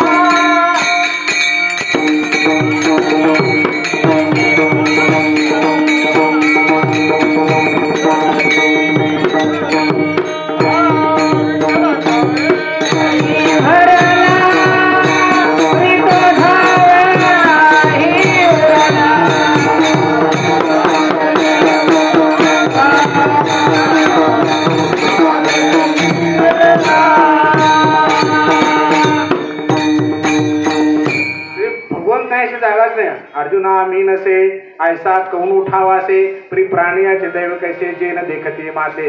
अर्जुना मी नाही अशी जागा आहे का? मी कुठेही आहे, कशा जळी स्थळी काष्टी पाशाने कुठं पण आहे, अगदी त्याप्रमाणे त्या भगवंताला समोर निरंतर स्मरण करावं, अभ्यास करायचा, चिंतन करायचं. 1 तारखेला अभ्यास करतो, पाडवाला करतो, सोमवाराला करतो, लेकरांनी अभ्यास करणाऱ्या विद्यार्थ्यांनी असं म्हणू नये. परीक्षेची वाट न बघता रात्रदिवस करणारा कुठेही मागं पडत नाही, कारण पेरलेलं 100% उगवत असतं. भगवंताची कृपा त्याच्यावर होती म्हणजे होती. भाव धरून या वाची ज्ञानेश्वरी कृपा करी आहे. नुसतं वाचायचं म्हणजे काय, चिंतन करायचं, मनातल्या मनात गुंजत राहायचं. गाथा असेल, हरिपाठ असेल, आपण बघा ना आपल्याकडे काय चालतं, कसं आपण होते एवढं पाठांतर करून आमच्या पदरात पडत नाही. हरिपाठ चालू असतो, विष्णू व्यर्थ त्याचे नाही, हे दूधवाला आवडतं बघ बरं.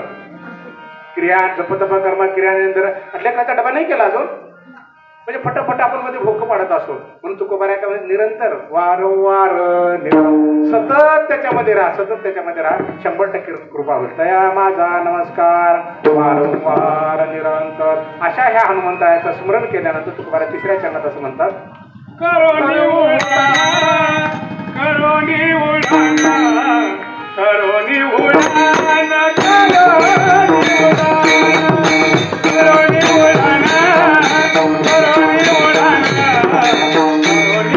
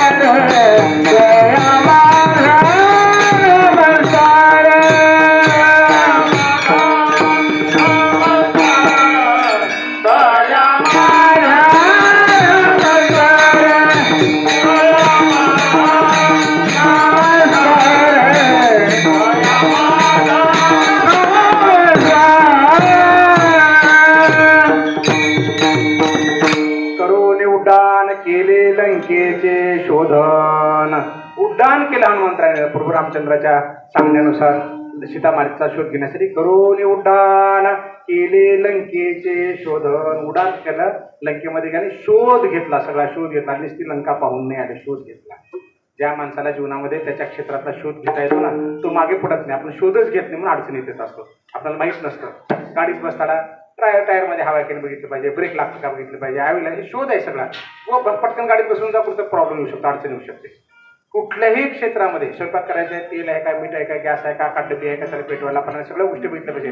त्या वस्तूंचा आता फोडणी द्यायची आणि मग बघायचं फळान मिळतं का, तेलमध्ये टाकायचे, जिरे शोधायचे, असं नाही. शोध त्या वेळेसच घेतला पाहिजे. अगदी हनुमंतरायांनी एका उड्डाणामध्ये सगळा शोध घेऊन आला. करोनी उड्डाण केले लंकेचे. उड्डाण केला, उडी नाही मारली. उडी मारली तर काय होतं, पडतं. उडी मारली की पडतं. आम्ही दिल्लीला, आपण तुम्ही बरेच गेला असाल, दिल्लीला विमानतळावर अनाउन्समेंट अशी असते, छत्रपती संभाजीनगर जाने वाली फ्लाइट 9:05 पे उडान भरेगी. बरोबर आहे, उडान भरेगी. उडी नाही मारत, उडान भरेगी म्हणजे उडेल. पक्षी उडतात, बरोबर ना, पडत नाही. जे उडतं ते पडत नाही. वानरं उडी मारतात, मांजरं उडी मारतात. उडी मारलं की पडतं, बरोबर ना. माणसं उडी मारतात. आपण उडान भरता येते का, करून उड्डाण. उड्डाण म्हणला की उड्डाण शब्द वापरला. आम्ही उडी मारली की खाली पडतो. कुठे उडी मारून बघा 100% जमिनीवर पडतो. वानराने उडी मारली, मांजराने मारली, कुत्र्याने मारली, वाघाने मारली, खाली पडतो. आणि पक्ष्याने उडाण केलं ते खाली पडत नाही. इच्छेनुसार खाली उतरू शकते, इच्छेनुसार. विमान त्याच्या इच्छेनुसार. म्हणून तुकोबारा काय म्हणाले, करून उड्डाण म्हणजे पाहिली लंका फिरून हवेतून सगळी आणि मग शोध घेण्यासाठी खाली उतरले. म्हणजे हनुमंतरायामध्ये ही ताकद आहे की ते हवेमध्ये उड्डाण करू शकतात, त्यांच्या इच्छेप्रमाणे जमिनीवर येऊ शकतात. करून उड्डाण म्हणजे उडी आणि उड्डाणमध्ये हा फरक आहे.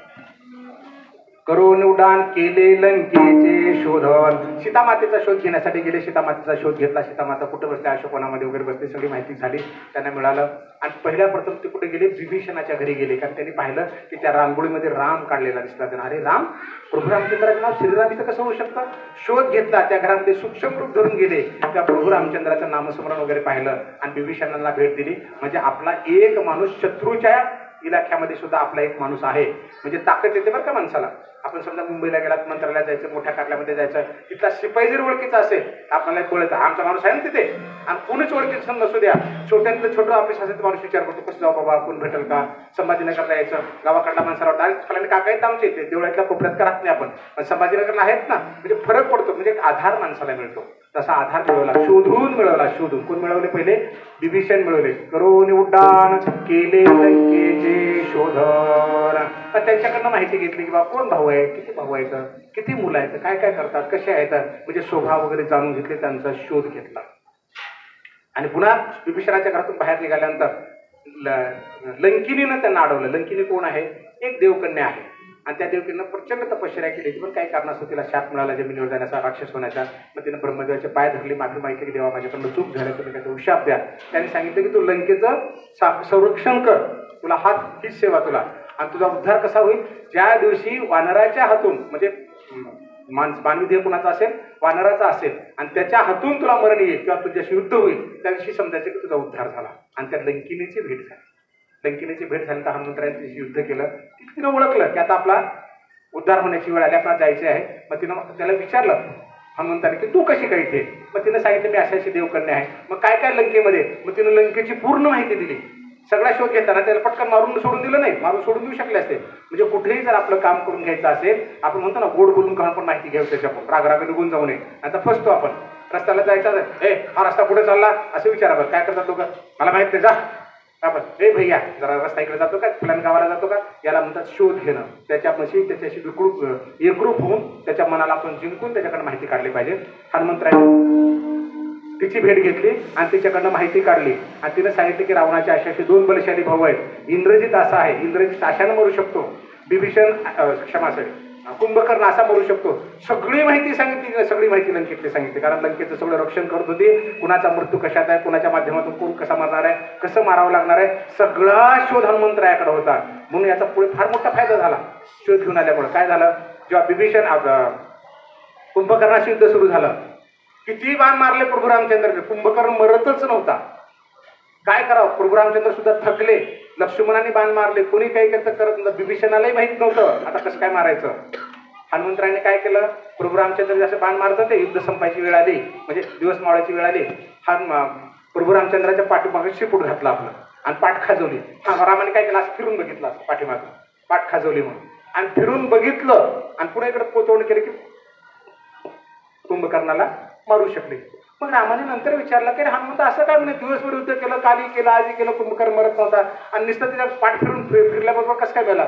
भगवंता, ब्रह्मदेवाची प्रचंड तपश्चर्या कुंभकर्णाने केली होती आणि कुंभकर्णाने सांगितलं की मला अमर ठेव. अमर काय पाहतो आपण, करून उड्डाण केले लंकेचे. म्हणजे किती घर आहे तर किती सोनं आहे तर किती दगड आहे तर रस्ते किती, हे नाही शोधन केलं. पाहिलं युद्धासाठी जाण्यासाठी रस्ता कोणता, बाहेर येण्यासाठी कोणता, हे पाहिलं. पण लंकेमध्ये लंकेच्या वतीनं लढणारे जे महायुद्धे, त्यांचे मृत्यू कशात आहेत, त्याला कसा हरवू शकतो, याचा पण शोध घेतला.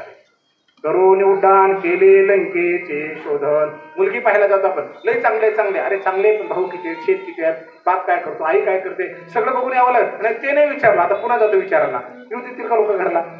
एखाद्या वेळी, दुसऱ्या वेळी, तिसऱ्या वेळी, म्हणजे एकदा गेली की सगळी माहिती काढून आली पाहिजे.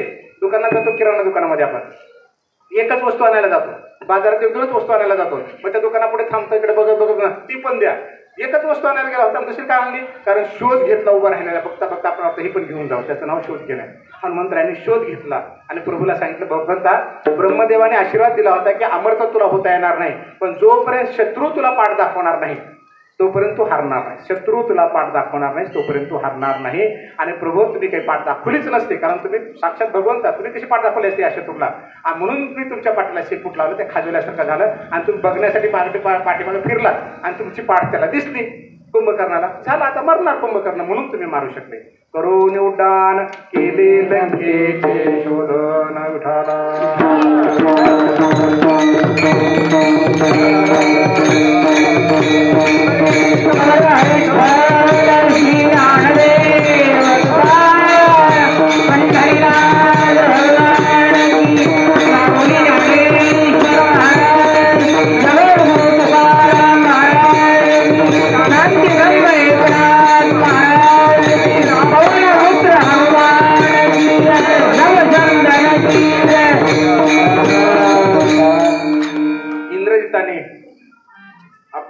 मूर्छित केलं लक्ष्मणला. माहिती आपल्याला, लक्ष्मण दुसऱ्या युद्ध करण्यासाठी निघाला. प्रभू रामचंद्र काय म्हणाले, लक्ष्मणा तू थांब, इंद्रजिताला मी मारतो. हनुमंत मध्ये आले. हनुमंत काय म्हणाले, नाही प्रभू, तुम्ही नाही मारू शकणार. लक्ष्मणच इंद्रजिताला मारू शकणार. मारलं. मग पुन्हा रामाने हसून विचारलं की अरे मी काय नाही मारू शकत म्हणे इंद्रजिताला. तुम्ही मारूच शकत नाही म्हणे, कारण त्याला आशीर्वाद आहे. कुठून काढली माहिती? त्या लंकेने कुठून शोध घेऊन माहिती काढली होती. काय की जो 14 वर्ष झोपला नाही, 14 वर्ष ज्याने अन्न खाल्लं नाही, असाच व्यक्ती इंद्रजिताला मारू शकतो, असा ब्रह्मदेवाचा वर आहे. आणि तुम्हाला उपयोग घालण्यामध्ये फळं आणून द्यायचा, तुम्ही खायचे. आणि लक्ष्मणाला काही खा म्हणायचं, लक्ष्मणा तुझ्यासाठी फळं ठेवले, लक्ष्मणा तुझ्यासाठी फळं ठेवले, ते तसे ठेवून द्यायचे. ते लक्ष्मणाला खा म्हटला नाही तुम्ही. 14 वर्षामधून 14 वर्ष उपाशी आहे आणि तुमची झोप कुणी मोडू नये, शत्रू तुमच्या अंगावर धावून नये म्हणून रात्रंदिवस रक्षण करण्यासाठी तुमच्या भोवती 14 वर्ष लक्ष्मण जागा होता. आणि हे त्या लंकेने कोण कळलं होतं, म्हणून तुम्हाला त्याच्यासमोर न जाऊ देता कोणाला पाठवलं, लक्ष्मणाला जाऊ द्या म्हणाला. हा शोध घेतला, नाही ते युद्ध कित्येक वर्ष चालू राहिलं असतं. लक्षात आलं का? करून उड्डाण केले लंकेचे शोधन. ऐरावण भैरवानाने रामाला लक्ष्मणाला घेऊन गेले. आता त्यांचा शोध कसा घेतला? मकरध्वजाकडे गेले मारायला. मकरध्वज आला, मकरध्वजाशी युद्ध सुरू झालं, प्रचंड युद्ध सुरू झालं. हनुमंताला कळे ना की असा कसा काय युद्ध होऊ शकतो. आणि मग शेवटी त्याला विचारलं की तू कोण आहेस? त्याने सांगितलं मी मगरीचा पुत्र आहे आणि माझा बाप हनुमान आहे. हनुमान कसा बाप होऊ शकतो? मीच हनुमान आहे म्हणे. तुझ्या आईला जाऊन विचार. तर आईला सांगितलं की जेव्हा लंका जाऊन हनुमंतराया समुद्राच्या काठावर आले, आपला घाम राम म्हणून फेकला पाण्यामध्ये, राम म्हणून फेकला. म्हणजे राम आणि हनुमंतरायाची शक्ती दोन्ही एकत्र त्या मगरीनं गिळली. कारण ती देवकन्या होती, शापानं मगर झाली होती, तिला बलशाली पुत्र पाहिजे होता आणि तो पुत्र मकरध्वज जन्माला आला. कशामुळे आला? हनुमंतरायाची शक्ती आणि प्रभू रामचंद्राचं नाव, ह्या दोन्हीचं मिलन होतं. म्हणून हनुमंतराय त्याला हरवू शकत नाही, एवढा ताकदीचा होता. पण हनुमंतरायांनी त्याला जेरीला आणलं आणि मग त्यांनी सांगितलं की ऐरावण वैरावण असे राहतात, कामाक्षी देवीचे शिष्य आहेत ते, आणि त्यांना मारण्यासाठी, त्याची माहिती घेण्यासाठी तुम्हाला काय करावं लागेल? ऐरावण महिराच्या बायकोकडेच जावं लागेल. ती बायको सांगू शकेल. चित्रसेना नावाची बायको देवकन्या आहे आणि महिरावणने तिला बळजुबरीने उचलून आणलेलं आहे. तिची इच्छा ह्याच्यासोबत राहण्याची नाही आणि ती माहिती सांगू शकते. हनुमंतराय तिच्याकडे गेले, शोध घेतला. करून उड्डाण केले लंकेचे, प्रसंगानुरूप शोध घेतला आणि तिच्याकडे गेले. ती काय म्हणेल, मी सांगेन, मला अजिबात हे नवरा मला अजिबात पटत नाही, ह्याला मारून टाका, हरकत नाही, मला मुक्त करायचं, पण एका अटीवर. कोणत्या अटीवर? की प्रभू रामचंद्रांनी माझ्याशी लग्न केलं पाहिजे. हनुमंतराय हो म्हणाले. आता परिस्थितीच अवघड होती, काय करणार? हनुमंतराय हो म्हणाले. आता ह्या परिस्थितीतून बाहेर काढण्यासाठी काय करायचं? मी त्याला सांगितलं कसा प्रत्यय सांग. ते म्हणे 5 दिवे कामाक्षी देवीच्या मंदिरात लावलेले आहेत, ते 5 दिवे एकदाच विझवले पाहिजेत, एकाच व्यक्तीने विझवले पाहिजेत. 5 दिवे एकदाच विझवले पाहिजेत, तरच हे ऐरावण मैरावण मरतील. आणि त्यांना जर मारला तुम्ही, तर मारल्यानंतर त्यांच्या अंगावर भुंगे अमृत आणून टाकतात. हे भुंगे कोण आहेत? इंद्राच्या दरबारामध्ये अमृत राखण्यासाठी जे देव लोक नेमले होते, ते शापानं भुंगे झाले होते आणि ब्रह्म त्या ऋषीनं त्याला परवानगी दिली होती, उशाप दिला होता. जरी तुम्ही प्रतिकलावर भुंगे झाला तर अमृताला मात्र तुम्ही जाऊन बघू येऊ शकता, तो अमृत तुम्ही आणू शकता, त्याचा उपयोग करू शकता. आणि ते भुंगे काय करतात? अमृत आणून टाकतात ह्या आयरॉन मैराव, त्याच्यामुळे त्यांची संख्या 5 वाढते. म्हणजे भुंगे कशा काय वर्तवून टाकतात, हे कोण आहेत भुंगे? तर मागच्या जन्मातली माहिती सगळी सांगितली तिनं. कोणी सांगितली? चित्रसेनेनं, आयरावण मैरावणच्या बायकोनं सांगितले. आणि त्या भुंग्याला काय, भुंगे कशा काय ह्याची मदत करतात? तर आयरावण मैरावने त्याचे मित्र खेळत असताना त्या मित्राने भुंगे पकडले, डबीमध्ये बंद करायचे, समुद्रात फेकून द्यायचे. आणि त्यातला जो प्रमुख भुंगा होता, शाप देऊन खाली भुंगा झालेला, तो म्हणाला की मला माफ करा आयरावण मैरावण, मला सांभाळा, माझा जीव वाचवा, तुम्ही म्हणाल ती सेवा करतो. आणि त्यांच्या सेवेसाठी त्यांनी ठेवलं होतं. आणि तो जर भुंगा मारला गेला तर आयरावण मैरावण मरतील. हा शोध हनुमंताने घेतला आणि हनुमंत कामाक्षी मंदिरामध्ये गेले. आणि आपण म्हणतो ना पंचमुखी हनुमान, काय झालं? 5 मुख धारण केले हनुमंतांनी. 5 मुखांनी ते 5 दिवे विजवायचे होते. एकाच वेळेस 5 दिवे विजवायचे. आणि ते 5 दिवे विजवायचे. आणि जेव्हा भुंगे मारायला सुरुवात केली हनुमंतरायांनी, तेव्हा प्रमुख भुंगा शरण आला. तो म्हणाला मला मारू नका, तुमची सेवा करतो. एकच सेवा कर म्हणे. काय? जेव्हा प्रभू रामचंद्र तिच्या कॉटवर येऊन बसले, कारण लग्न तिचं म्हणणं आहे ना, रात्र माझी काढली पाहिजे, माझ्या कॉटवर येऊन बसले पाहिजे. बसेल तुझ्या बाजूवर, पण तुझी जर बाजू मोडली राम बसल्यानंतर, तर राम निघून जातील, तुझा आणि त्यांचा काही संबंध असणार नाही. आणि त्या भुंग्याला आज्ञा केली की ती बाज कोरून टाक म्हणून. ते शोध घेतला म्हणून कळलं, नाही तर प्रभू रामचंद्र अडचणीत आले असते. तिच्याशी शयन करावं लागलं असतं, सोबत राहावं लागतं, ब्रह्मचर्य एक पत्नीवर गेला असतं प्रभू रामचंद्राचं. आणि त्या भुंग्याने ती बाज पूर्ण कोरून टाकली त्यांच्या सांगण्यावर. आणि प्रभू रामचंद्र जेव्हा त्या बाजीवर बसले, तर ती बाज खटकन मोडली. करून उड्डाण केले लंकेचे, येशी मिळवलं, बाहेर आले. आणि हनुमंतरांनी 5 मुख घेतली आणि 5 दिवे एकदम विझवली. करून उड्डाण केले लंकेचे, म्हणून आयरावण आणि मैरावण मारले गेले. विठाला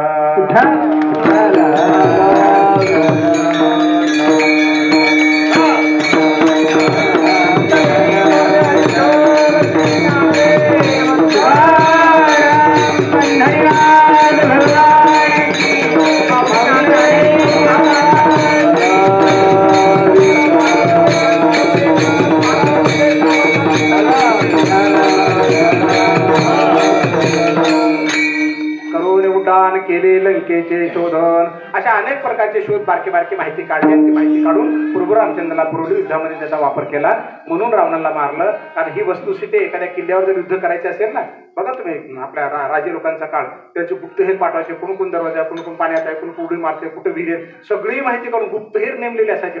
मोठ्या मोठ्या राजाकडे प्रचंड मोठे बुद्धिमान गुप्तहेर असायचे. आणि त्या गुप्तहेराचं काम सुद्धा करून सगळा शोध घेतला. म्हणून तुकोबाराय काय म्हणाले? करून उड्डाण केले लंकेचे शोधन. संसारामध्ये सुद्धा तसंच करता आलं पाहिजे. सांगकामायचं म्हणतो ना आपण, फक्त सांगितलं तेवढंच करून घ्यायचं नाही. कधी कधी तिथे गेल्यानंतर सगळ्या गोष्टी बारकीनं बघून आल्या पाहिजेत. आमच्या घरी आमच्या लहानपणी 2 नोकर होते. एक वयानं मोठा होता आणि एक लहान होता. तो मोठा माणूस आलाच नाही, तब्येत बरी नाही म्हणून 2-3 दिवस डुम्मे मारले. आमच्या वडिलांनी त्या नोकराला पाठवलं सकाळी 7 वाजता. जारी म्हणे बघून त्याला बोलून आण. ते जाऊन आलं, नाही म्हणे ते घरी नाहीत, बाहेर गेले. पुन्हा पाठवलं घंटाभराने, नाही त्यांच्या बायकोनं सांगितलं ते बाहेर गेले. मग बापाने मला म्हणले तू जा. म्हणजे मी फार हुशार आहे असं मला नाही सांगायचं, पण आवड आपली जबाबदारी आपल्याला जास्त कळते इतरांपेक्षा. लोकांना काही देणं घेणं नसतं. मी तिथे गेलो आणि ते नेमकं तांबे घेऊन बाहेर, शौचालय वगैरे होते ना, ते बाहेर निघतो घरातून. आम्ही गेलो की ते चटकनमध्ये वापस गेलो. मी म्हणलं काका, त्या ताईला म्हणा हो मावशी, बाबांनी बोलवले त्यांना. नाही ते बाहेर गेले. मला आत्ता निघालते ना बाहेर. नाही काय तर तुझा गैरसमज झाला, नव्हते म्हणे, ते नव्हते. आणि ते बाहेर निघालतात, लक्षात आलं ना कुठं बाहेर. मी म्हणलं जोडा तर त्यांचा बाहेर दिसतो. आणि पटका पण फुटीला अडकवायला म्हणलं. 4 पत्राचं घर, पुढे झोपडी, भूतवंश करायची होती. याला म्हणतात शोध. जोडा आणि ते फेटा. मी म्हणलं किती वेळ राहणार आहे ना, घरात जावं तर लागेल ना. ते पोरं ते हे गुल्ली डंडा खेळत होते. मी पण त्यांच्यासाठी खेळत बसलो तिथं जोट्यावर, त्यांनी बघत बसलो. ते 2 मिनिटांना निघाला ना. आणि मला विजयकुमार इकडे. म्हणलं काय? मी आता आलो म्हणे, दवाखान्याला गेलो, लगेच आलो म्हणे. 2 मिनिटं जाऊन आलं की लगेच येतो घरला. बरं या काका म्हणून. आणि मी घरला जाण्याच्या अगोदर ते बाहेर पण जाऊन आलं, आमच्या वडिलांकडे अगोदर पोहोचलं. मग बापाने विचारलं कसं काय घटलं हा? म्हणलं बाबा हे बाप्पा कुठेच बाहेर गेलो, त्याचा जोडा पण घरातच होता म्हणलं, फेटा पण तिथंच होता म्हणून. आणि बाहेर निघाल, त्याची बायको खोटं बोलते म्हणजे आपल्याला. करून उड्डाण केले लंकेचे शोधन. आपल्या वाट्याला आलेलं मला मोठी पण नाही सांगायचं, पण कुठलंही कर्म अत्यंत बारीकीनं करावं, अत्यंत बारीकीनं करावं. आपल्या वाट्याला लाथ्यास असेल, एवढी व्याख्या 2च पानवाच, तेवढं 2च पानवाच असेल. अरे का बरं डावीकडली वाचना, उजवीकडलं वाचना काहीतरी मिळेल ना. एखादा बोल मृदंगाचा शिकायचा तेवढंच करायचं. अरे बाकीचं पण बघ ना, एखाद्याचा गायनाचा स्वरूप बदलून टाकलं तर मग काय करशील? कीर्तनामध्ये ऐन टायमाला वेगळा अभंग दिला तर एकच आपण वर्षभर पाठ करू, कसं जमणार आहे? कुठलंही क्षेत्र असो, एक मनामध्ये आपल्या विचारायला पाहिजे. असं नाही असं असेल तर काय? परीक्षेमध्ये 5च प्रश्न सोडायचे आहेत ना 7 पैकी. अरे 7 पैकी 7ही प्रश्न तुला आले पाहिजेत, कारण कधी कुठला प्रश्न अवघड जाणार आहे माहिती नाही. थोडक्यामध्ये आपल्या मानसिकतेनं त्या आपल्याला वाटायला कर्माचा शोध घेता आला की 100% आपण पण यशस्वी होतो. करून उड्डाण केले लंकेश्वर. आणि तुकोबारा काय म्हणतात, अशा प्रकारे तुकोबारा म्हणतात की चौथ्या चरणामध्ये लंका जाळली.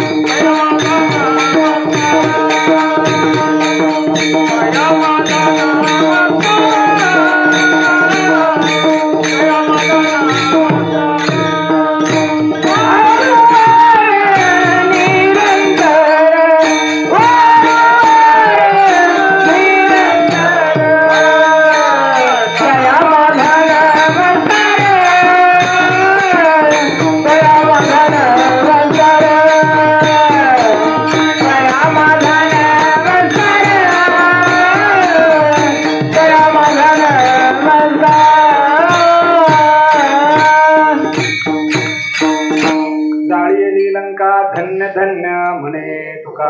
पहिल्या चरणामध्ये हनुमंत महाबळी रावणाची दाढी, फक्त दाढी जाळली पहिल्या चरणामध्ये. आणि शेवटच्या चरणामध्ये पूर्ण लंका जाळून टाक.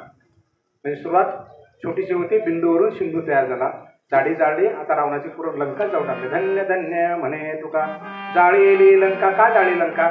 अरे शेपटामध्ये हे केलं होतं, हनुमंताला शोध पण घ्यायचा होता आणि त्याला वैभव पण दाखवायचं होतं की प्रभू रामचंद्राच्या एका भक्तामध्ये जर एवढी ताकद आहे तिची लंका जाळण्याची, तर साक्षात प्रभू रामचंद्रामध्ये बाकीच्या सैन्यामध्ये किती मोठी ताकद असेल हे दाखवायचं होतं. भीती घालायची नव्हती, कारण कधी कधी माणसाला सगळं समजतं असं होणार आहे तसं होणार आहे, पण आपला मी पण आपल्याला माघार घेऊ देत नाही.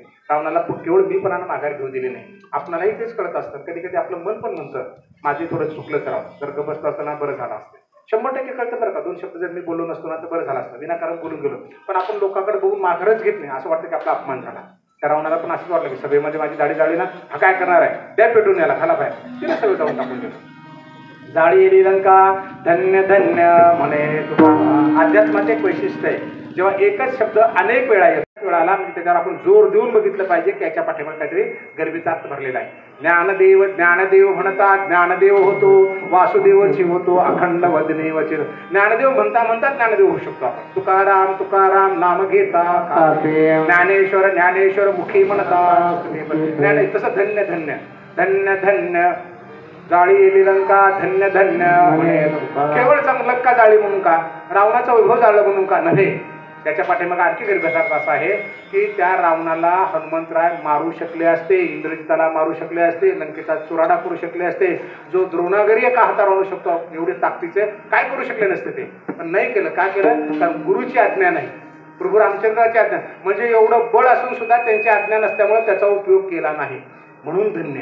कधी कधी आपल्याला बळ पण नसतं बरं का, नुसत्या फोड्या करतो आपण, याचा बाण तोड, त्या फळानं कर, पिस्तानं कर, नुसतं तोंडात बळ असतं. माहिती का मी काय करू शकतो, काय करू शकतो सांग बरं. मेल्यावर 4 माणसं तुला लागणार, दुसरं काय करू शकतोस तू? पण आपण सोडत नाही विपणा. तुकोबाराय काय म्हणाले, एवढं बळ असणाऱ्या हनुमंतरायाने आपल्या बळाचा दुरुपयोग केला नाही. धन्य धन्य म्हणे तुका. आणि प्रत्येक ठिकाणी काय म्हणायचे, मी एक तुच्छ वानर आहे, मी एक तुच्छ सेवक आहे. प्रभू रामचंद्राचा मी तुच्छ सेवक आहे. रावणाच्या दरबार, अरे मला काय मिळणार तुला, मी तुच्छ सेवक आहे, मी दुसरं काही करू शकत नाही. म्हणजे रामाच्या नावाशिवाय नाहीच, रामाच्या नावाशिवाय कुठलीही ताकद दाखवली नाही. आणि जेव्हा रामाने विचारलं तो असं असं केला, प्रभू हे तुमची कृपा आहे, माझं काय, तुमच्या कृपेमुळे झालं. कधी कधी माणसाला दुसऱ्याला मोठे पण देता यावं, तुमच्यामुळे झालं. आपण म्हणतच नाही आम्हाला तुम्हाला जन्म दिला. धन्य का बरं आहे हनुमंतराय? छाती फोडून दाखवली, सुई जर टोचली आपण तर किती त्रास होतो सांगा बरं. नवरत्नाचा हार दिला, टाकून दिला नाही, मला प्रभू रामचंद्र फोडून आपली छाती दाखविली प्रभू भगवान, एक मुखाने बोला जय जय हन. छाती फोडून दाखवली म्हणजे काय बळ आहे बघा त्याच्यामध्ये, की प्रभू रामचंद्र आहेत, आम्हाला नलगे मुक्ती धनसंपदा. अगदी तोच प्रकार हनुमंतरायांनी सांगितला की मला तुमची हिरे मालिके काही नको, आमच्या हृदयामध्ये तुम्ही आहात. म्हणून हनुमंतराय धन्य आहे. त्यांना दुसरं काहीही नको, वैभव कुठलंही नको आहे, सेवक म्हणूनच राहायचं आहे. चिरंजीव राहिले तरी कृष्णाने जरी भेट दिली तर प्रभू रामचंद्रातच पाहिजे, विठ्ठलाने जरी भेट दिली तर प्रभू रामचंद्रच पाहिजे. एवढा त्यांच्याशी एकोप आहे, एवढी एकरूपता आहे, एवढं त्यांच्याशी साम्य आहे भगवंताशी. आणि तीच भक्ती आपल्यामध्ये निर्माण व्हावी, आणि झाली तर आम्ही पण धन्य होऊ शकतो. नाथ महाराज कबीरांचं एक उदाहरण आहे. कबीरांनी सांगितलं म्हणजे माणसं कशी करतात बघा, आम्ही धन्य का होत नाही, आम्हाला भगवंताने दिलेली आठवणच राहत नाही. आणि हनुमंतरायाला काय सगळं बळ असताना, ताकद असताना, प्रत्येक क्षणाला प्रत्येक गोष्टीमध्ये फक्त रामच दिसत होते, आम्हाला ते दिसत नाही. कबीरांचा दोहा असा आहे, एक तरुणी आहे, तिची सोयरीक झाली आणि त्या सोयरिकीमध्ये तिला नथ दिली, तिच्या प्रियकरांनी म्हणजे नवरीने नथ दिली. आणि ती नथ घातली, ते विहिरीला पाणी भरलं जायचं ना, पूर्वी शेंदून पाणी वगैरे भरायचे, विहिरी पशी गेली की अशी नाकात विचारली, नाकात म्हणजे दुसऱ्याने म्हणावं किंवा अरे कुणी दिली नथ, कुणी दिली. पूर्वी आपल्याला लहानपणी होतं ना, ते लग्न झालं की ती घडी द्यायची बघा, हँड शर्ट काहीतरी, म्हणजे अशा करायच्या शर्ट असं मागं, हा राम राम असं करायचं, म्हणजे हात खाल्ला की लोक घडी पुढे. सासऱ्याने दिली लग्नामध्ये, लाकड दिलं असतं ते असं बाहेरच राहायचं. ते लग्न झालं सासऱ्याने दिलं म्हणजे सहज दिलं, दाखवायचं लोकांना वा वा काय भारी काय चांगलं असं म्हणावं. तशी ती नथ हलवीत चालली. कबीरजी म्हणतात, काय वेडी बाई आहे, नथनी दिली यारने. सगळ्या सांगते त्याने दिली, आमच्या मालकाने दिली, लग्न होणार मालकाने दिली. नथनी दिली यारने तो चिंतन बारंबार. त्याचं सारखं नाव घेते, नाक दी करतार ने तो उसको दिए विसार. अरे नवऱ्याने नथ दिले हा म्हणजे त्या नाकाला दाखवू लागले तू, पण त्या भगवंताला नाक दिले, त्या नाक देणाऱ्या भगवंताची का तुला आठवण नाही? आणि त्या भगवंताची जर आठवण झाली तर काय होईल? धन्य धन्य म्हणे तुका. हनुमंतरायाकडे एवढं बळ आहे पण अजिबात विसरले नाहीत, त्यांना माहिती आहे तिथे ह्या लाईटा जरी चालत असल्या ना तर डीपीची आठवण ठेवली पाहिजे. कारण डीपी जर उडली सगळं बंद पडतं, किती बटणं लावून काही करा, त्या डीपीची आठवण, त्या डीपीतून आल्याची आठवण, त्या डीपीतून भगवंताच्या डीपीतून आम्ही आलोय, सदैव त्याचं चिंतन करावं, सदैव त्याची आठवण ठेवा. 100% आम्ही पण धन्य होऊ शकतो. विठोबा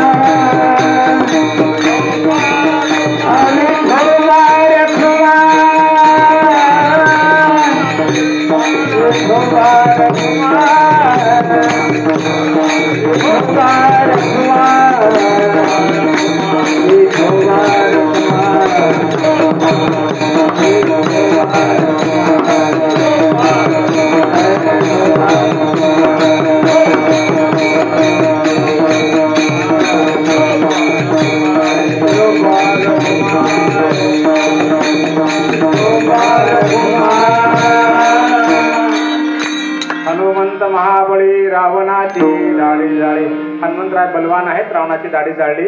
आपणही बलवान आहोत. इतर प्राण्याच्या तुलनेमध्ये आपण बलवान आहोत, कारण हत्तीला आपण पिंजरा टाकू शकतो, वाघाला टाकू शकतो, अजगराला टाकू शकतो. म्हणजे आपण पण बलवान आहोत. आपल्याला कुणाची दाढी जाळायची नाही, कुणाची दाढी धरायची नाही आणि आपली पण जळून घ्यायची नाही. म्हणजे काय, जळतो ना दुसऱ्या आपण ते जळूनच घे नाही. त्याचं घर लई मोठं, त्याच्या पोराला नोकर लागले, फलान झालं, अजिबात जाळून घेऊ नका, मुक्त राहा. हनुमंत म्हणजे हा बळाचा सुदूर. हनुमंत महाबळे रावणाची दाढी जाळी. तया माझा नमस्कार वारंवार ज्याच्यावर आपली श्रद्धा आहे, ज्या भगवंतावर आहे, ज्या सेवकावर, ज्या गुरुडावर हनुमंतराव, त्यांच्याला काय केलं पाहिजे, अंतःकरणातून पुन्हा पण नमस्कार केला पाहिजे, वारंवार केला पाहिजे. त्याच्यापासून चित्त हटलं नाही पाहिजे आणि 33 कोटी देवाच्या मागे लागलं नाही पाहिजे. एका देवाच्या ठिकाणी आपण स्थिर राहिलं पाहिजे. 13 वेदात क्षणभराने सांगितल्याप्रमाणे आहेव न होता स्थिर एका भगवंताच्या ठिकाणी राहिलं पाहिजे. करून उड्डाण केले लंकेचे शोधन. उड्डाण केलं, उडी नाही मारली. आपण उड्या मारतो, पण त्या उड्या मारणं सुद्धा चुकीचे, कारण खाली पडावं लागतं. म्हणून आपण उड्या मारू लागला ना, थोडे पैसे आले घरात, उड्या मारू लागला, लोक बेशक म्हणतात, कारण त्याला माहिती उड्या मारते म्हणजे पडणार आहे खाली. उड्डाण केलं कोणी म्हणत, आपण उड्डाण करू शकत नाही ना. कोण उड्डाण करू शकतं? भगवंताशी एकरूप झाले. आम्ही वैकुंठवासी आलो याच कारणाशी. जाऊ शकतो, फार वैकुंठापर्यंत जाऊ शकतो. ती ताकद येण्यासाठी त्यांच्या मार्गावर आपण चाललं पाहिजे. त्यांनी सांगितलेलं आपण ऐकलं पाहिजे. करून उड्डाण केले लंकेचे शोध. आपल्याला लंका शोधायची नाही.